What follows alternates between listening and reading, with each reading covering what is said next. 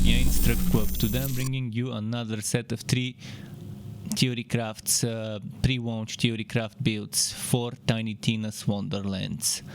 This one will be a Frost Wilder, which is the combination between a Brr-Zerker and a Spore Warden. Brr-Zerker is the main one, and I've got 27 points invested into it, and the remaining are into Spore Warden. So it's an interesting setup because I tried to take non-melee bonuses. I tried to make it, let's make a non-melee build for the Brr-Zerker. In case melee sucks and I don't like it and others don't like it, they might want to not reroll a new character but reroll the build of that character. So which is why I think having such a build ready for when shit hits the fan would be a good thing. So I hope you enjoyed this this attempt to find something that synergizes with the Brr-Zerker without melee. Buckle up and let's go. So Feral Fury, an interesting setup using Feral Search, Leap Attack, the Frog build, the Icy Frog, the Frozen Frog, many ways to call this build, but I think Feral Fury is nice because we're angry, we're furious, and we're using Feral Search. We're leaping around the field, stomping enemies, and taking advantage of a lot of frost related things. I've taken Spore Warden for the action skill cooldown rate.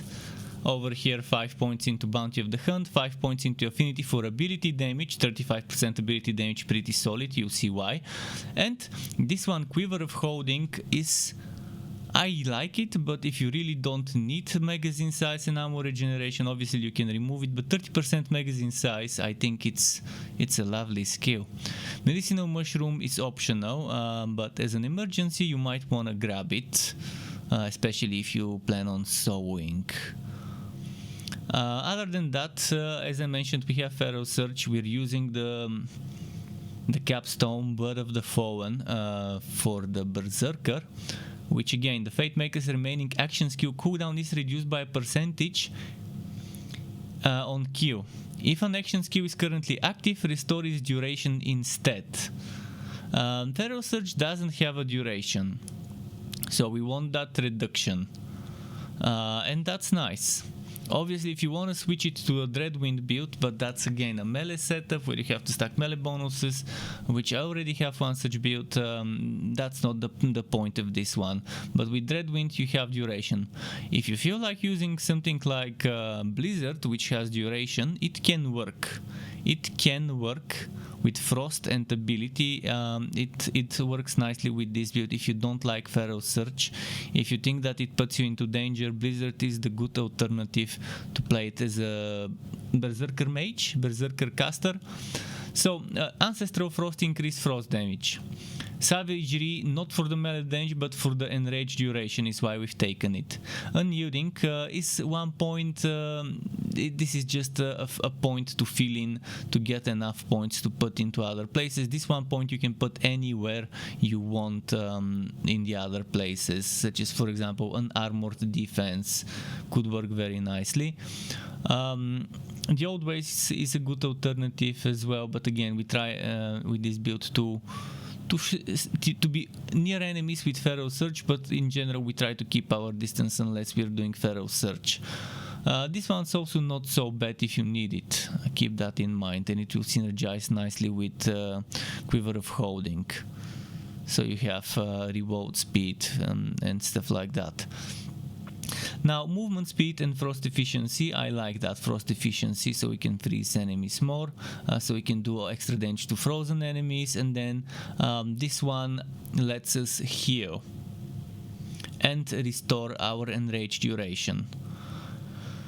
And this one, more HP and more area damage, and I'm assuming this one will count as area damage, because it does damage to all nearby enemies. Relentless Rage, another emergency, I like it, it stacks well with that one, so we have 2 emergencies. And Blood of the Fallen, as I mentioned, our capstone. Now there are things you can take, for example Blast Shield can synergize well with Feral Search if you do a melee follow-up. As I said, I'm not planning on doing that unless there is an item that triggers melee attacks without actually doing melee, then that could be a good synergy if such an item exists. There are other things you can do. If you don't like Blood of the Fallen, you can go for Play the Angels and make a gun build. This one also increases the ability damage, but again, I think if you want to keep the build to its core, to not make it a completely other build, I would keep Blood of the Fallen and still try to build around ability damage, Feral Surge and Frost, with action skill cooldown rate reduction as much as possible. Otherwise, it just changes the whole shape of the build. In terms of stats, I've maxed out cooldown rate for the action skill. I've maxed out HP and ward, which is a good synergy if you use unarmored defense. Very nice synergy there. Keep that in mind. So this 1 point you might want to put here if you feel like it. And the other points I put into spell cooldown rate, because I think there might be some amazing spells out there, and which spell we will equip, hopefully something with a reasonable cooldown, low cooldown. We'll see. I'm hoping that there will be some sort of healing spell or some sort of buff spell, because this one could use some extra support and stuff like that. Other than that, I think we've gone over everything that's important. Keep in mind you can subscribe to my channel and hit the bell button to not miss out notifications for more Wooter and not so Wooter content like this one or others like builds and guides. There's also memberships on my channel, which is a monthly recurring payment that you can cancel at any time, which will grant you access to special perks like emotes or badges made by me, as well as the option to ask me one-on-one for tutorials on Discord about Photoshop, Premiere and After Effects, just the basics though. Thanks again for watching all the way until the end. Struck weapon. Till next time and goodbye.